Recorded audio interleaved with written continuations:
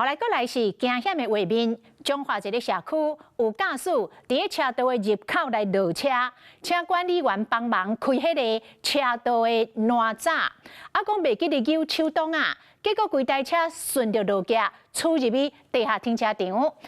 当驾驶发现车路震动，撞过车边，想要跳起的驾驶座，但是已经袂赴了。这个车速愈着真紧，最后是弄到这个停车场的铁门才停落来，加载人员拢平安。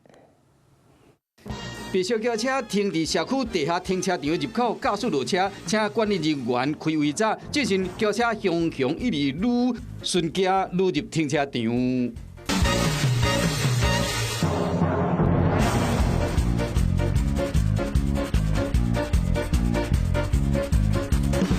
驾驶一个发现车家己驶行位，管理室赶紧走出来，想要跳入驾驶室控制这台车，毋过这台轿车佫一里愈，最后是弄到停车场的铁门才停落来。他有追到那个他自己的车子，跑得很超级快的，还追得到车。买手铁门弄甲猫去，轿车的车头嘛歹去，毛骨命落来，今仔如何看到这款的画面嘛一直害头。原来社区这个车都是依铁的感应的。这个吊水驾驶是新住户，佫未符设定感应，这落车请管理员斗3工。